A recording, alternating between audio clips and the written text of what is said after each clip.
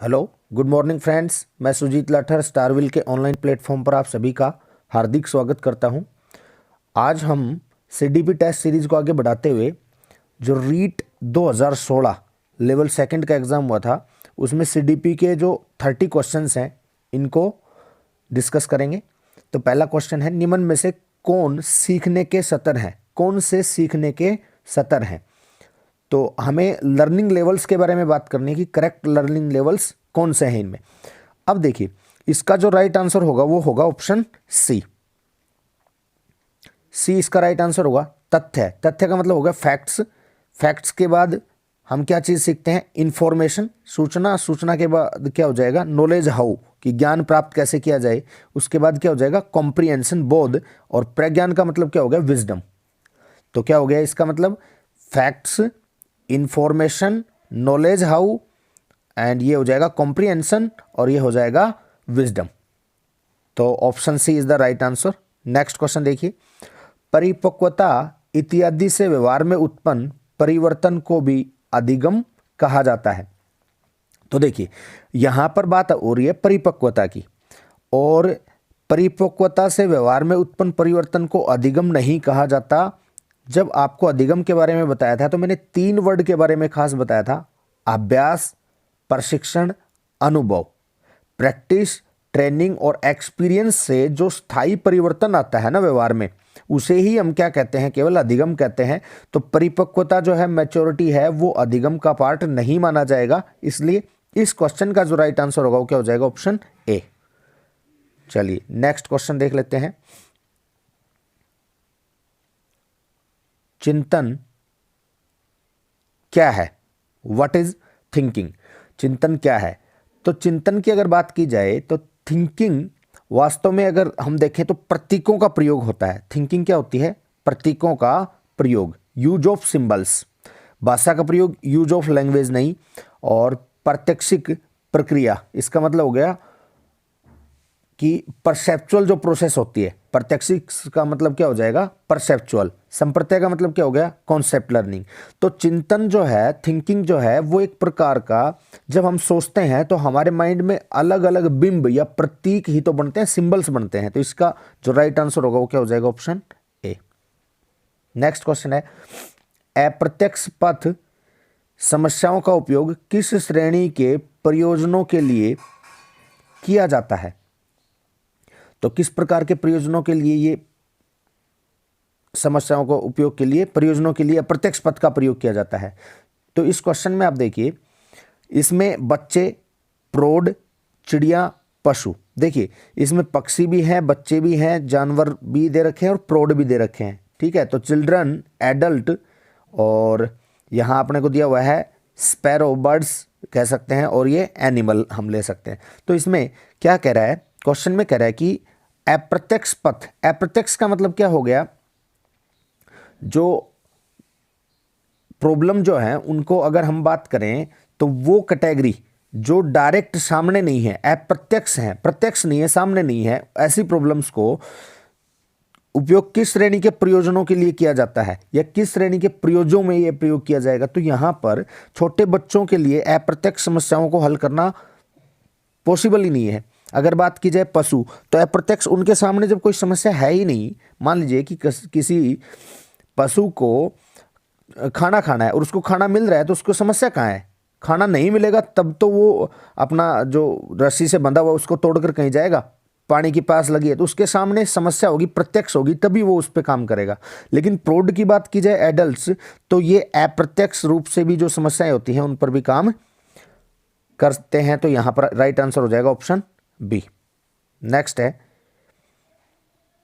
समस्या के अचानक समाधान की वकालत करने वाले सिद्धांत का क्या नाम है? देखिए, समस्या, आकस्मिक समस्या का समाधान। आकस्मिक समस्या के समाधान की जब बात की जाती है तो आपको ये पता है कि आकस्मिक जो समस्या है या सूझ का सिद्धांत इसमें काम करेगा।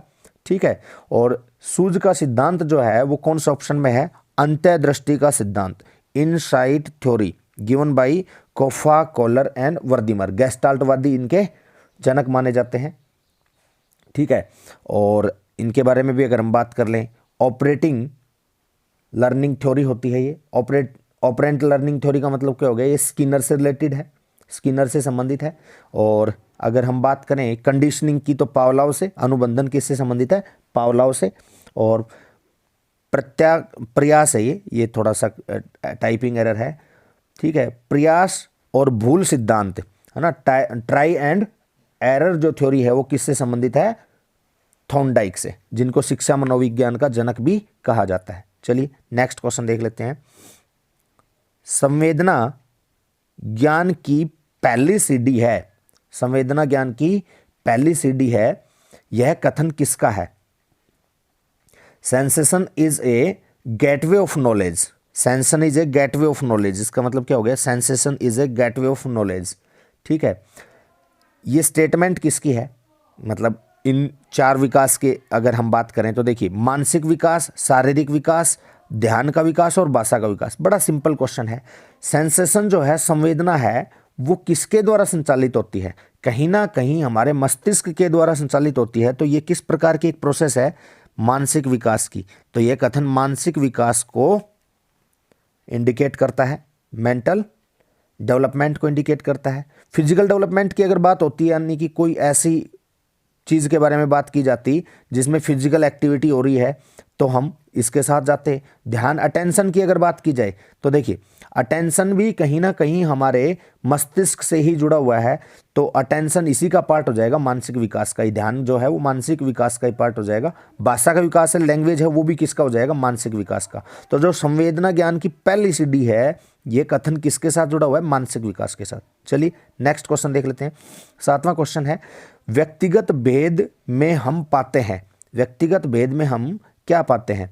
तो जो व्यक्तिगत भेद हैं, इंडिविजुअल डिफरेंसेस की हम बात कर रहे हैं, इसमें विचलनशीलता और प्रतिमानता, ठीक है। इसमें वेरिएबिलिटी, ठीक है, वेरिएबिलिटी का मतलब विचलनशीलता, और नॉर्मलिटी यानी कि प्रतिमानता, दोनों ही चीजें पाई जाती हैं। तो इस क्वेश्चन का जो राइट आंसर हो जाएगा वो क्या होगा, ऑप्शन सी। चलिए नेक्स्ट क्वेश्चन देख लेते हैं। मेरिडथ के अनुसार या अध्ययन के आधार पर कहा जा सकता है कि सामान्य रूप से उन परिवारों के बालक, ये टाइपिंग एरर हो गया, सामान्य रूप से उन परिवारों के बालक खालिस्तान होते हैं जो सामाजिक स्तर से ऊंचे होते हैं। तो इस क्वेश्चन का सिंपल सा आंसर है, ये आंसर हो जाएगा ऑप्शन बी।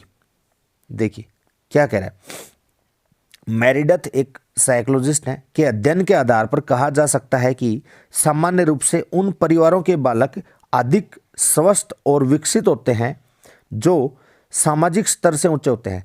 इसका सिंपल सा लॉजिक आप लगा सकते हैं कि जिनका सामाजिक स्तर क्या होता है, उच्च होता है। सामाजिक स्तर का मतलब यहाँ पर क्या हो गया, हायर जो सोशल लेवल है, अगर किसी फैमिली का होता है तो उस फैमिली के जो बच्चे होते हैं वो अधिक स्वस्थ, क्योंकि सामाजिक स्तर उनका वैसे नहीं उठा, वो इकोनॉमिक रूप से भी क्या है, सुदृढ़ है, मजबूत है, और उनके पास और भी जो सुविधाएं हैं वो भी क्या है, सामाजिक लेवल से ऊपर। वो तभी तो हैं क्योंकि उनको मूलभूत सुविधाएं हैं, उनसे कहीं ज़्यादा सुविधाएं मिल रही हैं। तो इस प्रकार की जो फैमिली हैं, उनके जो बच्चे होंगे वो क्या होंगे, अधिक स्वस्थ और विकसित होंगे, ठीक है। और अगर सामान्य रूप सामाजिक स्तर नीचा है या सामाजिक स्तर का जो लेवल है वो बहुत ही नीचे है, तो वो क्या होंगे, कम स्वस्थ होंगे और कम ही विकसित होंगे, ठीक है। चलिए नेक्स्ट क्वेश्चन देख लेते हैं, बड़ा सिंपल क्वेश्चन है। कैटल द्वारा विश्लेषित किए गए व्यक्तित्व के शील गुणों की संख्या, कैटल महोदय के द्वारा जो शील गुणों की संख्या बताई गई है वो 16 है, जिसको हम पीएफ, पर्सनालिटी फैक्टर 16 पीएफ के नाम से भी इनको शॉर्ट में पढ़ते हैं हम। तो इसका राइट आंसर हो जाएगा ऑप्शन सी। क्या पढ़ते हैं हम, 16 पीएफ। क्वेश्चन डायरेक्ट कई बार ये भी आ जाता है, 16 पीएफ किसके द्वारा दिया गया, तो 16 और पीएफ का मतलब हो गया पर्सनालिटी फैक्टर, व्यक्तित्व शील गुण या व्यक्तित्व के गुण। तो इसका राइट आंसर होगा सी। नेक्स्ट क्वेश्चन है, मूरे ने एक परीक्षण की रचना करके इतिहास रच दिया, वह क्या है। देखिए मूरे और मॉर्गन ने एक टेस्ट किया था जिसका नाम क्या था, टैट, थैमेटिक एप्रिसिएशन टेस्ट, ठीक है। और इसका राइट आंसर हो जाएगा option C, thematic apperception test. Thematic apperception test का मतलब हो गया प्रासंगिक अंतर्बोध परीक्षण या विषय अंतर्बोध या आत्मबोध परीक्षण। ये कब किया गया था? तो मूरे और मॉर्गन ने ये 1935 में 1935 में ये परीक्षण किया था। ठीक है, और ये जो टेस्ट है इसमें 31 कार्ड होते हैं, 30+1। कुल कितने कार्ड यूज होते हैं इस टेस्ट में? 31 कार्ड का प्रयोग होता है, और ये 14 वर्ष से अधिक आयु के बच्चों के लिए होता है ये टेस्ट। एक बार इनको भी हम डिस्कस कर लेते हैं। स्याही डब्बा परीक्षण, एसिड, अगर हम बात करें इंक ब्लोट टेस्ट, स्याही डब्बा परीक्षण, इंक ब्लोट टेस्ट जो है वो हरमन रोरसा के द्वारा 1921 में प्रतिपादित किया गया था ये टेस्ट, 1921 में हरमन रोरसा के द्वारा, और इसमें 10 कार्ड इन्होंने प्रयोग किए थे। और ये छोटे बच्चों के लिए कारगर नहीं है, बड़े बच्चों के लिए होता है ये टेस्ट। अगर बात की जाए इस ऑप्शन की भी बात कर लेते हैं सेकंड की, वाक्य पूर्ति परीक्षण। वाक्य पूर्ति परीक्षण का मतलब क्या हो गया? Sentence complete test. ठीक है, तो ये दिया गया था पाइन एंड टेंडलर के द्वारा। किसके द्वारा दिया गया था? ये प्रतिपादित किया गया था पाइन एंड टेंडलर के द्वारा, और ये भी 14 वर्ष से 19 वर्ष के बच्चों के लिए होता है। तो चलिए नेक्स्ट क्वेश्चन देख लेते हैं। व्यवहारिक बुद्धि को कहा जाता है, व्यवहारिक बुद्धि को कहा जाता है। अगर व्यवहारिक बुद्धि की बात की जा रही है, इसका मतलब हो गया प्रैक्टिकल इंटेलिजेंस, है ना। प्रैक्टिकल इंटेलिजेंस को क्या कहा जाता है? तो प्रैक्टिकल जो इंटेलिजेंस है वो स्पष्ट रूप से सामने दिखाई देती है, और जो चीज़ें दिखाई देती हैं, जिन चीज़ों को देखकर हम समझते हैं, वो सारी की सारी किस में चली जाती हैं? कॉन्क्रीट इंटेलिजेंस में चली जाती हैं। इसलिए इस क्वेश्चन का जो राइट आंसर होगा कॉन्क्रीट इंटेलिजेंस अर्थात मूर्त बुद्धि इस क्वेश्चन का राइट आंसर हो जाएगा। क्या हो जाएगा इस क्वेश्चन का राइट आंसर? मूर्त बुद्धि। चलिए नेक्स्ट देख लेते हैं। बुद्धि के त्रिआयामी सिद्धांत के अनुसार बुद्धि के कारकों की संख्या कितनी है? तो जो बुद्धि का त्रिआयामी सिद्धांत है वो किसके द्वारा प्रतिपादित किया गया था? जेपी गिलफोर्ड के द्वारा। जेपी गिलफोर्ड ने इसमें प्रारंभ में जो कारक हैं, इन कारकों की संख्या कितनी बताई? तो प्रारंभ में इन्होंने इन कारकों की संख्या बताई थी 120। ये कैसे होंगे? 5 × 4 × 6। ठीक है, उसके बाद इसमें इनकी संख्या 150 हो गई थी। ठीक है, और इसके बाद इनकी संख्या 180। वर्तमान में इनकी संख्या कितनी है? कारकों की संख्या 180 है। तो इस क्वेश्चन का जो राइट आंसर होगा वो क्या हो जाएगा? Option D, 120। चलिए नेक्स्ट क्वेश्चन देख लेते हैं। परिवेश की वस्तु जिसे प्राणी प्राप्त करने का प्रयास करता है। ठीक है, क्या कहना चाह रहा है ये क्वेश्चन में कि परिवेश का मतलब क्या हो गया? इन्वायरमेंट में अगर किसी चीज को अटेंड किया जाता है, ठीक है, प्रवेश की वस्तु जिसे प्राणी प्राप्त करने का प्रयास करता है। कोई भी वस्तु है, कोई भी ऑब्जेक्ट है, उसको प्राणी क्या करने का प्रयास करता है? प्राप्त करने का प्रयास करता है। तो वो प्रयास क्या कहलाता? सिंपल क्वेश्चन है, वो कहलाएगा मोटिव, यानी कि प्रेरक। क्या कहलाएगा वो? मोटिव कहलाएगा, प्रेरक कहलाएगा। Option B is the right answer. ठीक है, प्रबलन की अगर बात की जाए तो रीइंफोर्समेंट, यहां पर ऐसा कुछ नहीं है, रीइंफोर्समेंट के बारे में कुछ नहीं बता रखा। उद्दीपक क्या हो गया? स्टिमुलस हो गया। ठीक है, और प्रलोभन की अगर बात की जाए तो ये क्या हो जाएगा? इनिशिएटिव हो जाएगा, है ना। तो इसका जो राइट आंसर हो क्या होगा? Option B. चलिए नेक्स्ट क्वेश्चन है, प्रतिभाशाली बच्चों की पहचान में हमें प्राथमिकता देनी चाहिए। प्रतिभाशाली बच्चों की पहचान के लिए हमें किसको प्राथमिकता देनी चाहिए? अभिभावकों के मत को। तो ये गलत हो जाएगी बात, क्योंकि अभिभावक हैं वो, उनकी अलग अलग वो हो सकती हैं, धारणाएं हो सकती हैं कि किसी बच्चे को किसी कैटेगरी में अगर वो अधिक अच्छा है तो वो उसको प्रतिभाशाली कर देंगे, लेकिन ये ऑथेंटिक नहीं है, इसको मानक नहीं कहा जा सकता। वस्तुनिष्ठ परीक्षणों के परिणाम, वस्तुनिष्ठ परीक्षणों के परिणाम को देना चाहिए। अगर वस्तुनिष्ठ परीक्षणों के परिणाम की बात की जाए तो जो ऑब्जेक्टिव टेस्ट होते हैं उनका जो रिजल्ट होता है, ये किसी भी बच्चे का किया जाए, इसमें विश्वसनीयता तो होगी ही होगी, इसमें कोई डाउट नहीं है। तो यहाँ पर ऐसे क्वेश्चन में आपको ये ध्यान रखना है कि इसका राइट आंसर सबसे पहले यही बनेगा, ऑप्शन बी।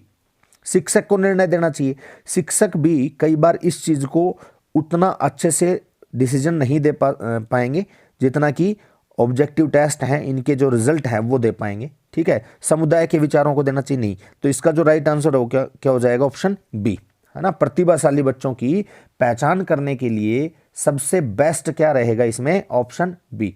ठीक है, गिफ्टेड चाइल्ड को पहचान आइडेंटिफाई करने के लिए क्या रहेगा इसमें रहेगा वस्तुनिष्ठ परीक्षणों के परिणाम को प्राथमिकता मिलेगी। नेक्स्ट क्वेश्चन है, निम्न में से कौन सा तनाव को कम करने का अप्रत्यक्ष ढंग है? कौन सा तनाव को कम करने का अप्रत्यक्ष ढंग है? तो अब देखिए, तनाव को कम करने का अप्रत्यक्ष ढंग हमें देखना है। अब इसमें देखिए, पहला ऑप्शन है विश्लेषण और निर्णय। ठीक है, इसका मतलब हो गया एनालिसिस एंड डिसीजन। ठीक है, पहला ऑप्शन क्या कह रहा है, एनालिसिस एंड डिसीजन। दूसरा ऑप्शन है रुकावट को दूर करना। ठीक है, जिसका मतलब हो गया रिमूविंग द बैरियर। नेक्स्ट है ऑप्शन सी, दूसरे लक्ष्यों का प्रतिस्थापन, है ना। तो ये सब्स्टिट्यूशन हो जाएगा, सब्स्टिट्यूशन ऑफ अदर गोल्स। और डी ऑप्शन हो गया अपना उदातीकरण, सबमिलेशन। तनाव को अगर कम करना है, टेंशन जो है उसको रिड्यूस करना है, टेंशन को रिड्यूस करने के लिए उदातीकरण, सबमिशन जो है, सब्लिमेशन जो है, ये सबसे बेस्ट विकल्प होगा। इसका जो राइट आंसर होगा क्या हो जाएगा, ऑप्शन डी।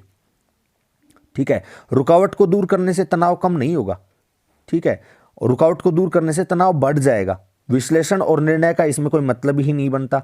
दूसरे लक्ष्यों का प्रतिस्थानापन, अगर आपने कोई लक्ष्य डिसाइड किया हुआ है और उसको प्रतिस्थापित करते हैं तो उससे तनाव बढ़ेगा, घटेगा नहीं। तो इसका जो राइट आंसर हो क्या होगा, ऑप्शन डी। चलिए नेक्स्ट क्वेश्चन देख लेते हैं, निम्न में से कौन सी डिसलेक्सिया की विशेषता नहीं है? डिसलेक्सिया के बारे में हमने पहले की जो टेस्ट सीरीज रही है उनमें भी बात कर ली है कि जो डिसलेक्सिया है वो एक प्रकार का क्या है, पठन विकार है। ठीक है, और अगर बात की जाए डिसग्राफिया की, तो डिसग्राफिया लेखन विकार है। लेकिन यहाँ पर क्वेश्चन को हमें ऑप्शन के अकॉर्डिंग देखना है। वाचन परिशुद्धता, यानी कि वाचन जो है उसकी शुद्धता तथा गति तथा बोध की समस्याएं, शुद्ध वाचन में समस्या होती है, उनमें फ्लुएंसी में भी प्रॉब्लम होती है, बोध की समस्याएं, समझने में भी समस्याएं होती हैं। तो ये बिल्कुल डिसलेक्सिया की विशेषता है। सीधे या उल्टे हाथ के प्रयोग के संबंध में निश्चय, तो ये गलत है। डिसलेक्सिया से जो ग्रसित बच्चा होता है वो कभी भी इस चीज़ को लेकर कंफ्यूज नहीं होगा कि मैं राइट हैंड से लिखूं या लेफ्ट हैंड से लिखूं, मेरा वर्किंग हैंड कौन सा है, मेरा ओनली हैंड कौन सा है। इसमें वो कभी भी कंफ्यूज नहीं होता। जो जिस हाथ से जो काम करता है उसी से करेगा। लेकिन वो कंफ्यूज किस में होता है, वाचन शुद्धता नहीं कर पाता, गति उसकी ठीक नहीं रहती है, उसको बोध की कमी पाई जाती है, लिखने की गति भी धीमी होती है डिसलेक्सिया से जो ग्रसित बच्चा है। क्योंकि आप सोचिए, जैसे मान लीजिए कि एक बच्चा है जो पढ़ने में कंफ्यूज है डी और बी में, तो वो लिखने की बात होगी तो लिखते टाइम भी वो बहुत सोच कर लिखेगा, तो उसमें अधिक टाइम लगेगा, लिखने की गति क्या हो जाएगी, धीमी। छपे हुए शब्दों को सीखने और याद करने की कठिनाई, जो लिखा हुआ है, जो भी लिखे हुए वर्ड होंगे उनको वो पढ़ने में क्या होगा, उसको कठिनाई होगी। तो ये भी उसमें पाया जाएगा, बच्चे में लक्षण पाया जाएगा। तो इसका जो राइट आंसर होगा, कौन सा नहीं है, डिसलेक्सिया की विशेषता या लक्षण नहीं है, तो इसका जो राइट आंसर हो जाएगा वो क्या हो जाएगा, option B, second option is the right answer. ठीक है, स्लो रेट राइटिंग होगी इसकी, मैं बता चुका हूँ, स्लो रेट राइटिंग होगी। और अगर बात की जाए तो डिफ़िकल्टी होगी इसको लर्निंग में और रिमेंबरिंग करने में। और मैंने बताया आपको इसमें प्रॉब्लम होगी रीडिंग एक्यूरेसी में भी, स्पीड में भी और कॉम्प्रिहेंशन करने में भी। तो इसका राइट आंसर बी हो जाएगा, क्योंकि हमसे पूछा गया था कौन सी विशेषता नहीं है। चलिए नेक्स्ट क्वेश्चन देख लेते हैं, सशक्त अभिप्रेरणा सीखने का प्रभावी घटक है। सशक्त अभिप्रेरणा सीखने का प्रभावी घटक है, मतलब पावरफुल मोटिवेशन की बात हो रही है। किसकी बात हो रही है, powerful motivation. Powerful motivation is effective factor of learning, है ना। पावरफुल मोटिवेशन के बारे में बात अगर हमें करनी है तो इसमें देखिए, पहला ऑप्शन है इससे बालक स्वस्थ रहता है। इससे बालक क्या रहता है, स्वस्थ रहता है, ध्यान केंद्रित करता है या ध्यान करता है, शीघ्र सीखता है और प्रसन्न रहता है। ये चार ऑप्शन है। ठीक है, तो अगर बात की जाए चाइल्ड बिकम्स हेल्दी या चाइल्ड हेल्दी होने की बात की जाए, ठीक है, तो ये इसका प्रभावशाली घटक नहीं है। ध्यान करता है, अटेंशन की अगर बात की जाए, है ना, तो अटेंशन का भी यहाँ पर कोई जिक्र नहीं है। सशक्त अभिप्रेरणा, सीखने का प्रभावशाली घटक है यहाँ पर लर्निंग रैपिडली।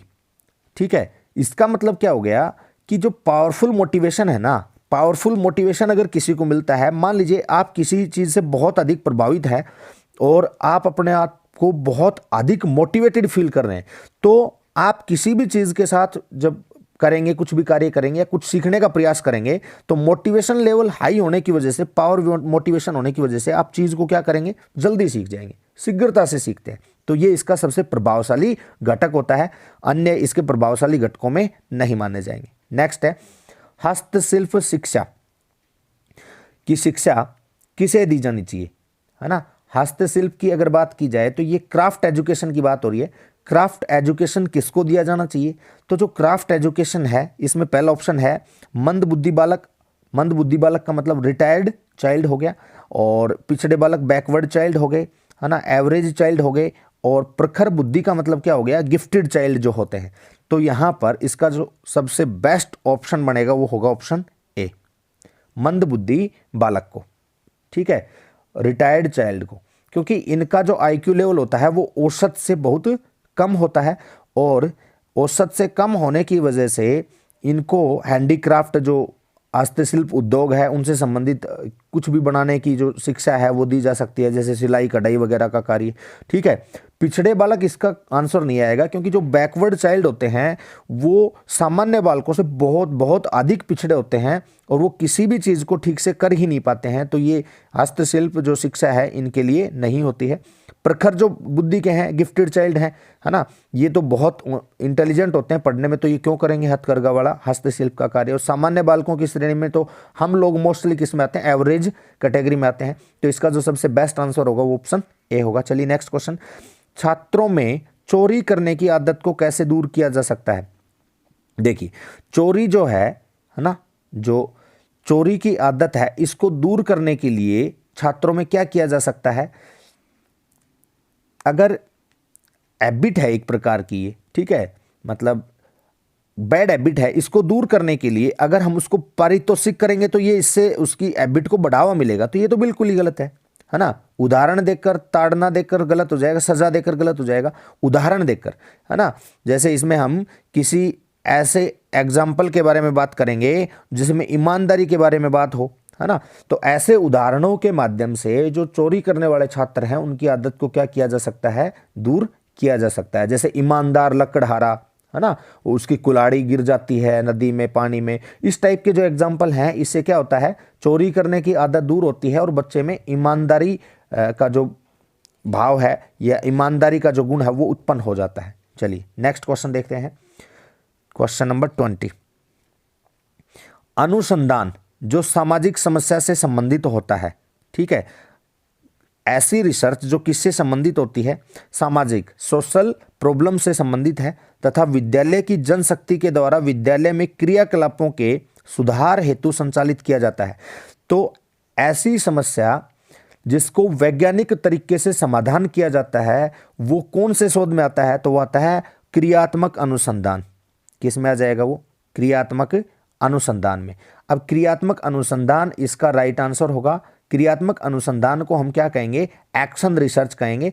और ये हम एक बार पहले भी डिस्कस कर चुके हैं कि जो एक्शन रिसर्च है वो किससे रिलेट करता है, स्टीफन कोरे के द्वारा दिया गया था। ये क्रियात्मक शोध अनुसंधान या क्रियात्मक जो एक्शन रिसर्च है ये किसके द्वारा दिया गया था, स्टीफन कोरे के द्वारा दिया गया था। ठीक है, अगर बात करें फंडामेंटल रिसर्च, मौलिक अनुसंधान, तो ये नहीं है, इसका हो ही नहीं सकता, क्योंकि फंडामेंटल में हम कभी भी सामाजिक समस्याओं से संबंधित जो विद्यालय की जनशक्ति के द्वारा विद्यालय के क्रियाकलाप हैं उनमें सुधार के बारे में बात की जाती है। तो ये एक प्रकार का क्या हो जाएगा, साइंटिफिक पैटर्न है, और क्रियात्मक अनुसंधान में ही जो वैज्ञानिक सुधार आते हैं वो आते हैं। ठीक है, तो सामाजिक अनुसंधान इसको हम नहीं कहेंगे। समस्या सामाजिक है लेकिन इसको हम किस में नहीं कर सकते, सोशल जो रिसर्च है उसके माध्यम से हम इसको ठीक नहीं कर सकते, इससे निजात नहीं पा सकते। इसलिए स्टीफन कोरे का जो क्रियात्मक अनुसंधान है इसका राइट आंसर होगा। चलिए नेक्स्ट क्वेश्चन है, उपलब्धि परीक्षण दिए जा सकते हैं। उपलब्धि जो परीक्षण है वो 2 प्रकार से दिए जा सकते हैं, तो इसका जो राइट आंसर हो जाएगा वो क्या हो जाएगा, ऑप्शन ए। उपलब्धि परीक्षण कितने प्रकार से दिए जा सकते हैं? 2 प्रकार से। अब ये 2 प्रकार कौन से होते हैं? तो जो उपलब्धि परीक्षण के 2 प्रकार हैं, ये हो जाएगा, एक तो मानकीकृत, ठीक है, स्टैंडर्ड जो टेस्ट होते हैं, और दूसरे क्या हो जाएंगे, नॉन स्टैंडर्ड टेस्ट या अमानकीकृत परीक्षण। उपलब्धि परीक्षण के लिए 2 टेस्ट मैंने बताए, एक तो क्या हो गया, स्टैंडर्ड मानकीकृत, और दूसरा कौन सा हो गया, नॉन स्टैंडर्ड या अमानकीकृत, ठीक है। तो ये अचीवमेंट टेस्ट के ये 2 प्रकार होते हैं। चलिए नेक्स्ट देख लेते हैं। नेक्स्ट क्वेश्चन है, बालकों को मुफ्त एवं अनिवार्य शिक्षा का अधिकार 2009 देश में कब लागू हुआ? तो ये बालकों को मुफ्त और अनिवार्य शिक्षा का जो अधिकार है, ये लागू हुआ हमारे देश में 1 अप्रैल 2010 को, ठीक है। आपसे क्वेश्चन पूछ लिया जाए कि ये कहाँ लागू नहीं हुआ था, तो उस टाइम पर ये JNK जम्मू एंड कश्मीर में लागू नहीं हुआ था। चलिए नेक्स्ट क्वेश्चन है, NCF 2005 में कला शिक्षा को विद्यालय में जोड़ने का उद्देश्य, कला शिक्षा को विद्यालय में जोड़ने का उद्देश्य क्या होगा? अब कला शिक्षा की अगर बात की जा रही है, तो कला शिक्षा का मतलब क्या हो गया, यहाँ पर आर्ट एजुकेशन की बात की जा रही है, और आर्ट एजुकेशन को विद्यालय में जोड़ने का उद्देश्य NCF 2005 के अनुसार क्या है? तो इसका जो राइट आंसर हो जाएगा, देखो, सांस्कृतिक विरासत की प्रशंसा, ठीक है, कल्चरल जो हेरिटेज हैं उनको एप्रिशिएट करना इसका उद्देश्य है। छात्रों के व्यक्तिगत और मानसिक स्वास्थ्य को विकसित करना, है ना, to develop student personality and mental health, ये भी इसका उद्देश्य है। तो ये दोनों ही सही है, इसलिए इसका राइट आंसर क्या हो जाएगा, ऑप्शन सी। चलिए नेक्स्ट क्वेश्चन देख लेते हैं। जब बालक की परीक्षा द्वारा मापी हुई योग्यता के सही मूल्यांकन में स्थायित्व होता है, जब बालक की परीक्षा द्वारा मापी हुई योग्यता के मूल्यांकन में स्थायित्व होता है, तब उस परीक्षा को क्या कहा जाता है? इसका मतलब हो गया कि जब किसी स्टूडेंट का मेजर किया जाता है, एक टेस्ट के द्वारा मेजरमेंट किया जाता है, तो उसमें कंटिन्यूसली या कंसिस्टेंसी जो है वो बनी रहती है, किस चीज़ की, मूल्यांकन में स्थायित्व, मतलब ये क्या रहता है, जो एक्यूरेसी है वो इसको क्या बोल सकते हैं हम, कंटिन्यूटी रहती है उसमें, या कंसिस्टेंसली जो है वो इसमें रहती है। तो इस प्रकार के टेस्ट को हम क्या कहेंगे? इस प्रकार का जो टेस्ट होता है उसमें हम विश्वसनीयता कहेंगे, या उसमें क्या मिलेगी, रिलायबिलिटी मिलेगी, ठीक है। तो रिलायबिलिटी इसका राइट आंसर हो जाएगा। वैलिडिटी, वैधता है, ये इसका एक डेफिनेशन दूसरी भी हो सकती है, लेकिन मूल्यांकन में जब स्थायित्व की बात हो रही है ना, तो स्थायित्व मतलब वो चीज़ जो है वो कंसिस्टेंट है, लगातार वो चीज़ ही आ रही है रिजल्ट में। मान लीजिए आपने एक बच्चे का टेस्ट लिया और उसके नंबर 10 में से 8 आए, किसी दूसरे व्यक्ति ने लिया, किसी दूसरे शिक्षक ने लिया, तब भी 10 में से 8 आ रहे हैं, तीसरे ने लिया तब भी 10 में से 8, इसका मतलब वो रिलायबल हो गया ना, विश्वसनीयता उसमें अधिक हो जाएगी। चलिए नेक्स्ट है, खालिस्तान में मापन की भूमिका सब सीखी हुई कुशलताओं में निष्पादन का एक संपूर्ण अवलोकन देती है, ठीक है। तो इसमें यह कहना चाह रहा है कि खालिस्तान मापन की भूमिका सब सीखी हुई कुशलताओं में निष्पादन का एक संपूर्ण अवलोकन देती है। तो खालिस्तान में क्या आ जाएगा? अब देखिए, इसका जो राइट आंसर हो जाएगा वो होगा ऑप्शन बी, योगात्मक मूल्यांकन, सबमेटिव इवैल्यूएशन। क्या आ जाएगा इसका राइट आंसर? Summative evaluation. क्यों?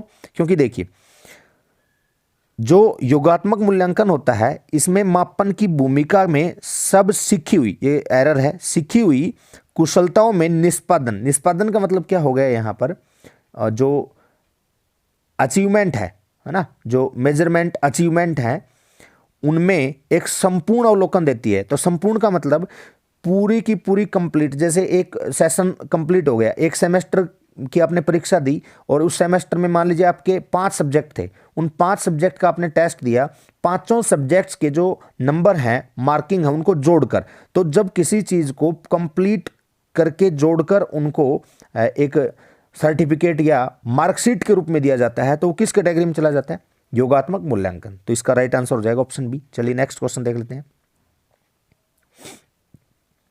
मनुष्य जीवन का आरंभ मूलतः घटित है, मनुष्य जीवन का जो प्रारंभ है वो किससे घटित माना जाता है? तो ये बहुत ही सिंपल क्वेश्चन है। इसका जो राइट आंसर हो जाएगा वो क्या होगा? Option number second, B. क्या राइट आंसर हो जाएगा इसका? ऑप्शन सेकंड इसका राइट आंसर हो जाएगा। ये पूछ रहा है ह्यूमन का जो ओरिजिन है वो एक सिंगल सेल से, यूनिसेलुलर सेल की अगर बात की जाए, ठीक है, या कह सकते हैं सिंगल सेल, तो किससे माना जाता है मनुष्य जीवन? ह्यूमन का जो ओरिजिन है वो किससे माना जाता है? सिंगल सेल से माना जाता है। 2 सेल्स से नहीं माना जाता, कई सेल, मैनी सेल्स भी नहीं कह सकते, और कोई सेल नहीं, तो ये गलत हो जाएगा। तो इसका right answer option B. Next है, शैशवावस्था की विशेषता नहीं है। देखिए, शैशवावस्था जो होती है इसकी विशेषता के बारे में हमें बात करनी है। तो शैशवावस्था में क्या होता है? शारीरिक विकास की तीव्रता होती है। शैशवावस्था में शारीरिक विकास क्या होता है? तीव्र होता है, ठीक है। फिजिकल डेवलपमेंट फास्ट होता है। दूसरों पर निर्भरता, ये भी बात सही है ना। डिपेंडेंसी जो है वो भी अदर्स पर रहती है। नैतिकता का होना, ये बात गलत हो जाएगी। नैतिकता जो है वो प्रारंभ कब होती है? बाल्यावस्था में होती है, या शैशवावस्था की उत्तर शैशवावस्था में, या अंत में प्रारंभ होती है। तो जो मोरलिटी है ना उसका अभाव होता है शैशवावस्था में। तो इसका राइट आंसर हो जाएगा ऑप्शन सी। चलिए नेक्स्ट क्वेश्चन देख लेते हैं। गामक विकास से हमारा तात्पर्य मांसपेशियों के विकास से तथा पैरों के उचित प्रयोग से है, उचित उपयोग से है। तो ये कौन से विकल्प के अनुसार सही है? Question number 28। अब देखिए इसमें हमें क्या बता रहा है? इसमें हमें कह रहा है कि मोटर डेवलपमेंट के बारे में बात की जा रही है। गामक विकास का मतलब क्या हो गया? मोटर डेवलपमेंट, है ना। और मसल्स के डेवलपमेंट में पैरों का उचित प्रयोग, है ना। तो इसका जो राइट आंसर हो जाएगा वो ऑप्शन होगा डी, शक्ति और गति। क्योंकि जिसमें गामक विकास की बात हो रही है, गामक विकास का मतलब हो गया मोटर डेवलपमेंट। मोटर डेवलपमेंट में हमारी जो मांसपेशियां हैं, मसल्स हैं, वो क्या करती हैं? एक्टिव मोड में होती हैं, उनकी प्रोसेस चल रही होती है। तो मांसपेशियों से हम क्या करेंगे यहाँ पर? ये हो जाएगा अपना स्ट्रेंथ, शक्ति। मांसपेशियां किसको शो करती हैं? स्ट्रेंथ को, है ना। और गति जो हो जाएगी स्पीड है। तो पैरों का उचित प्रयोग है। और गामक विकास की बात हो रही है तो यहाँ पर शक्ति और गति से ही आ जाएगा। अधिगम और शिक्षा इसको नहीं कह सकते, मस्तिष्क और आत्मा इसको नहीं कह सकते, प्रशिक्षण और अधिगम इसको नहीं कह सकते। नेक्स्ट क्वेश्चन भी बड़ा सिंपल है। 20वीं शताब्दी को बालक की शताब्दी किसने कहा है? ये किसकी परिभाषा है? तो क्रो एंड क्रो की परिभाषा है। 20वीं शताब्दी को बालक की शताब्दी किसने कहा है? ये क्वेश्चन बहुत बार आया है। तो ये क्रो एंड क्रो ने कहा है कि 20वीं शताब्दी है वो बालक की शताब्दी है। चलिए लास्ट क्वेश्चन देख लेते हैं। इस अवस्था को मिथ्या परिपक्वता, सूडो मैच्योरिटी का समय भी कहा जाता है। तो जो सूडो मैच्योरिटी होती है ये कही जाती है, किस अवस्था को कहा जाता है? ये बाल्यावस्था को। बाल्यावस्था को मिथ्या परिपक्वता का काल कहा जाता है। क्यों?